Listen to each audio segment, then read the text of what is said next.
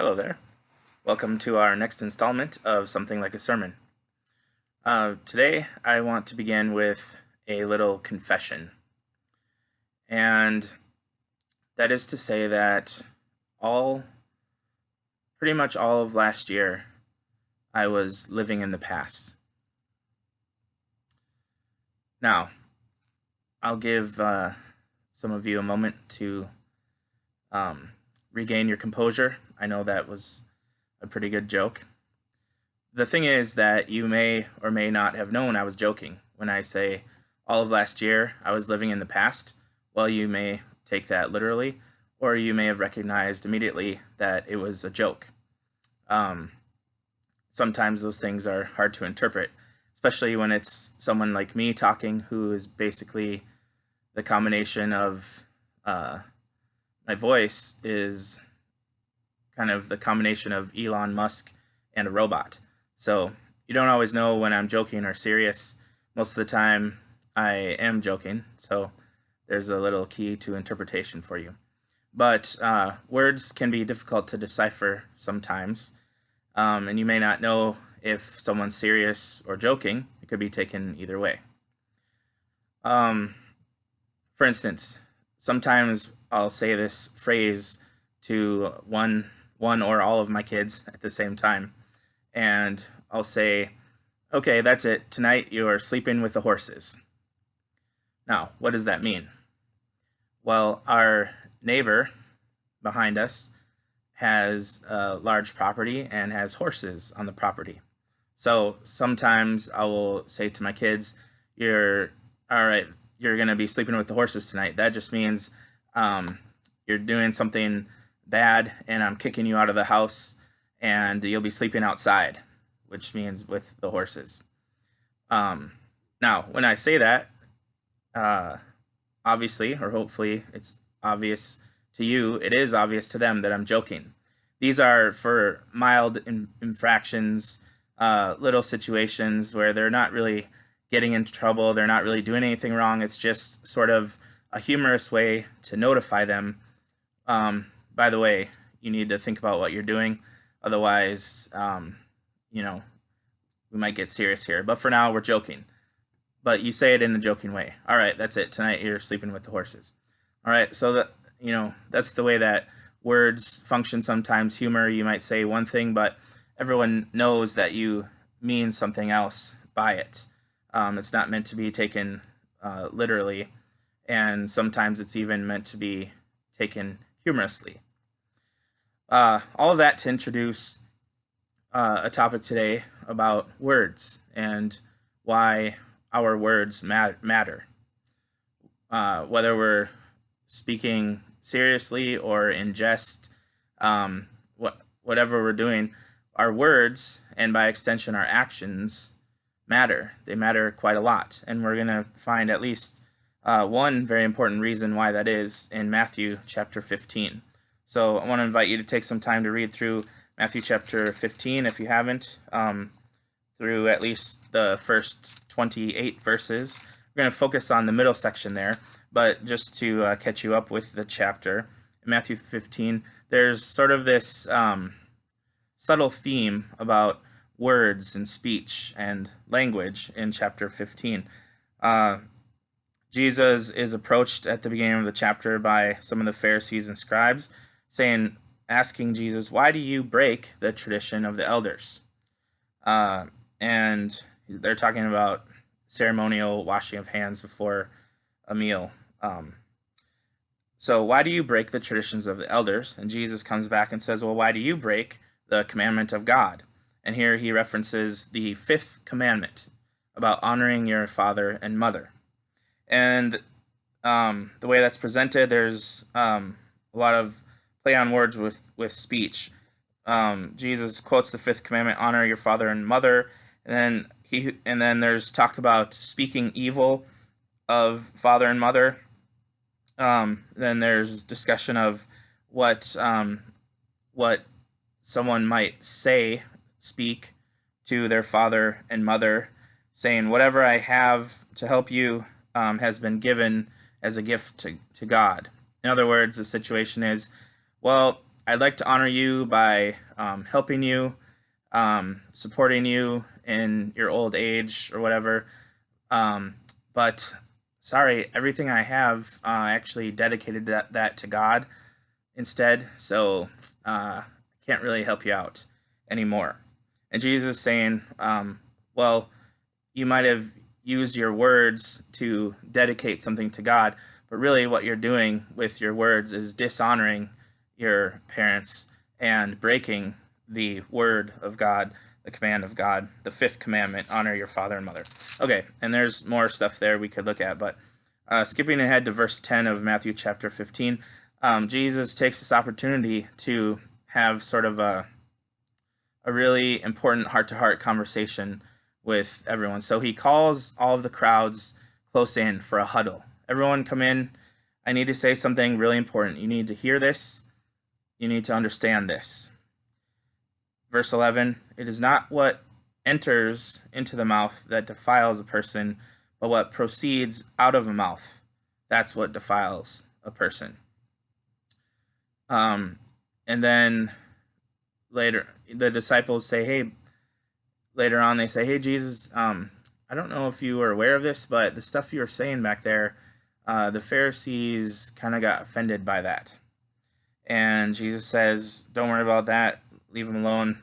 But then he is asked to give the meaning of what he's saying. What about this stuff about the mouth? And Jesus reiterates that in the next section. Verse 18, the things that proceed out of the mouth come from the heart, and those are the things that defile.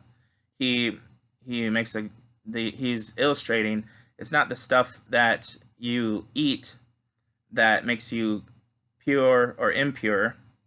Obviously, that's what the traditions of men were all about in this first century Jewish context.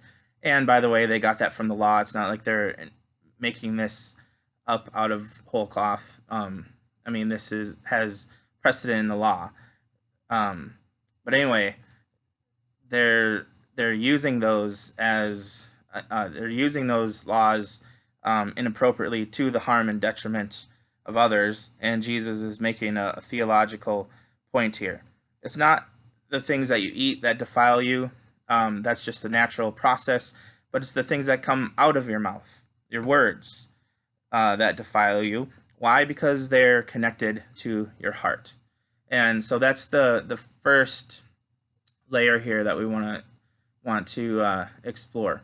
Why do words matter? Jesus says words matter a lot, and by extension, actions matter. You know, he goes on to say in verse 19 and 20 the same thing. Verse 19, he talks about both words and actions. They're kind of used synonymously here, going through the 6th, 7th, 8th, and 9th commandments. So we're building a commentary on the law here. Here's one approach to the 5th commandment, honoring your father and mother. Here's what these people are doing. But that's not an honoring of the commandment. That's a breaking of the commandment and of God's word in the way that we're using our words and our actions. Same thing with the 6th through 9th commandments here that he explores in verse 19. He says, and then verse 20, these are the things which defile the person, but to eat with unwashed hands does not defile a person. So what is his point here? The key phrase, it is what proceeds out of the mouth, which comes from the heart, which actually would render someone pure or impure. So words matter. That's the foundational layer here. Words matter because they reveal the heart. They reveal the person. They either defile or make pure. They defile or define a person, who you really are. They reflect what's really inside of you, your words, and by extension, your actions. Words can either destroy or they can give life. So there's a tremendous amount of power in our words. the things that we say, and our actions, the things that we do. We can look at both of those as kind of synonyms here, but the literary emphasis here is on our words in Matthew chapter 15. Now, I want to dig a hole for myself here and move on to verses 21 through 28. Now, this is risky to do because we could have had a perfectly good message here at the top half of the chapter about words and the heart and what we do with our words and that sort of thing. But then we have a very interesting, very uncomfortable narrative here in verses 21 through 28. Let me read this for you and you'll see what I mean. Jesus went away from there and withdrew into the district of Tyre and Sidon. A Canaanite woman from the region came out and began to cry out. And she said, "Have mercy on me, Lord, Son of David. My daughter is cruelly demon-possessed." But he did not answer her a word. And the disciples came and implored him, and they said, "Send her away, because she keeps shouting behind us." And he answered and said, "I was sent only to the lost sheep of the house of Israel." But she came and began to bow down before him, saying, "Lord, help me." And he answered and said, "It is not good to take the children's bread and throw it to the dogs." But she said, "Yes, Lord, but even the dogs feed on the crumbs which fall from their master's table." And then Jesus said to her, "O woman, your faith is great. It shall be done for you as you wish." And her daughter was healed that hour. Now, you can see what I mean by this passage here is a little bit uncomfortable, and it's kind of digging a hole for myself because of what happens in the text here. It doesn't sound like Jesus is very polite. It actually, at first read, sounds kind of like a different Jesus than I would recognize, or than who you would recognize. And it sounds like he's treating her very poorly. Back to the theme of words, let's look at this a little more carefully. So we have entered into a Canaanite region, a non-Jewish region. There's probably a large Jewish population there, but known as a Canaanite region, all right? And so a woman from there comes up to Jesus. She says, "Have mercy on me, Lord, Son of David. My daughter is cruelly possessed by a demon." Now, from what you know of Jesus, how would you expect him to respond in this situation? A desperate mother, her daughter is in this horrible position. She's crying out to Jesus, saying, "Have mercy on me. Please help my daughter." From what you know of Jesus, how would you expect him to respond? Well, I think we all have the same idea here. So it's a huge surprise that in verse 23, back to our theme about words, he did not answer her a word. Jesus doesn't say anything. He ignores her. And so his disciples come in with their words, and they start imploring Jesus to send her away. Okay, this woman is so annoying. She keeps following us as we're walking through and is shouting behind us, and it's been a while, and she keeps doing it. She won't leave us alone. Just send her away. Why do you let her keep trailing behind us and crying out and shouting and stuff? And now Jesus does speak, and he answers, "I was sent only to the lost sheep of the house of Israel." She comes up, and now she's in this super humble posture, maybe even a posture of worship, pleading with him again, "Lord, help me." And then he says, "Well, I'm not going to take the children's bread and throw it to the dogs." Easily interpreted to mean the children's bread, the bread for my people, the Jewish people, I'm not going to take that and throw it to the dogs, the non-Jewish people, the Gentiles. All right? Uh, so, and not a very nice term there, maybe a derogatory term. But then she comes back with, not only a tremendous amount of persistence, but here a little bit of wit and humor, which I think we can all appreciate. Yes, Lord, but even the dogs feed on the crumbs which fall from the master's table. Now, it's that persistence, and I'd like to think that wit that that triggers this answer from Jesus, and he can't say anything but, "Oh, your faith is great." Also, sense of humor is great. He doesn't say that part. That was my addition. Your faith is great. It shall be done for you as you wish. And her daughter was healed. All right. So what is going on in the text? Now, let's think about it logically just for a second here. We've just come through Matthew 15, and as Matthew's writing his gospel, he's writing this section about the importance of words and why words matter, and blessing someone or versus cursing someone, and using our words to honor the commands of God and that sort of thing. And then he throws in this little narrative section. Now, I would think that would be a very poor editing job for Matthew to put these two things together if they weren't saying the same thing, if they weren't thematic on the same message. And I think it's safe to assume that Matthew, who obviously by definition is writing a gospel which is sympathetic to Jesus, certainly would probably expect his readers to interpret this in a positive light. And so it's up to us to try to figure out how in the world this works and how this fits with what's going on before it in Matthew 15. We have a message about words and why they're important, that words can either destroy and break down or give life, that words either defile someone or make someone pure and clean, that words define the heart and the person. And so here we have a Canaanite woman who comes to Jesus asking for mercy and for healing. And that's exactly what Jesus gives her.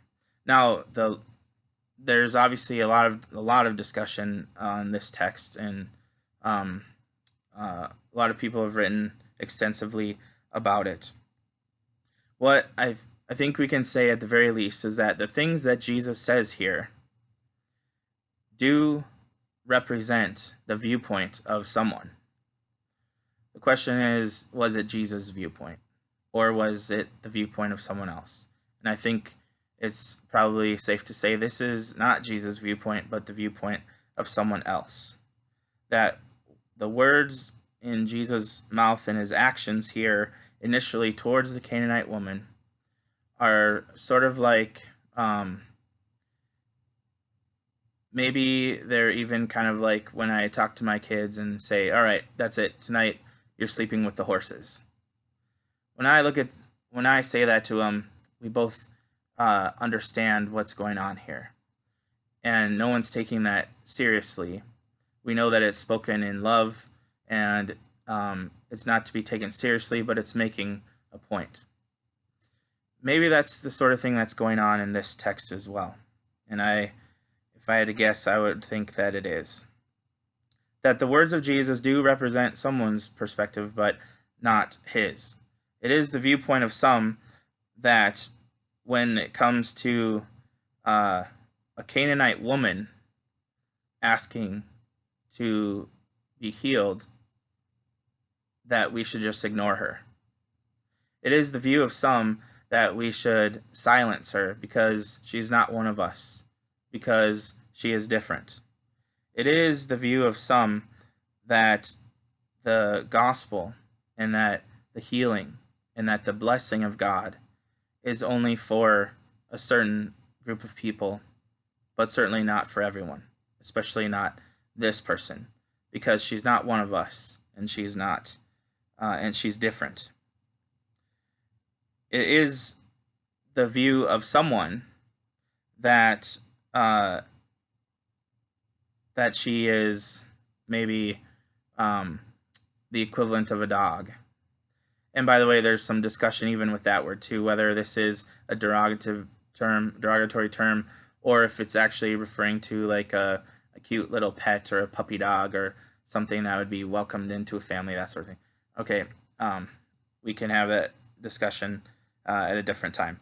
But anyways, the words that are being spoken here by Jesus do represent the viewpoint of some, and I think that's part of the point here, the theological point, that for the readers of Matthew's gospel, this would be recognized as the viewpoint of some, but not the viewpoint of Jesus.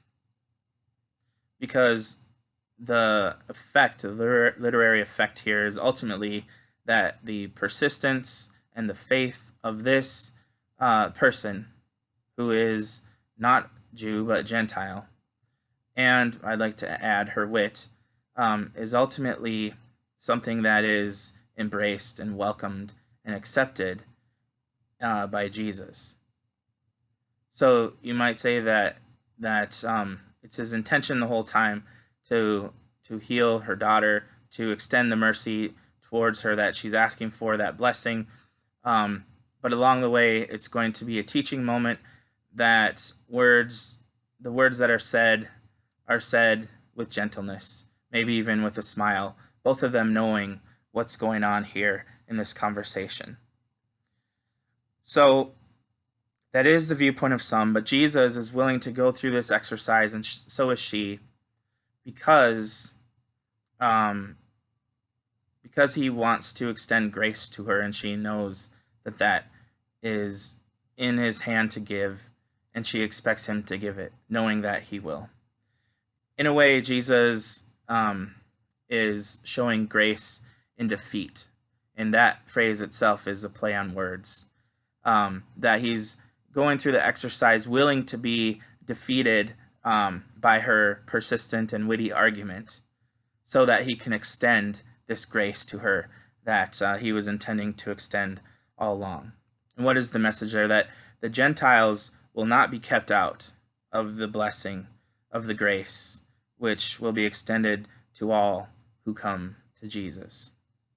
So this, in the end, is an illustration of the radical, revolutionary grace and blessing of Jesus.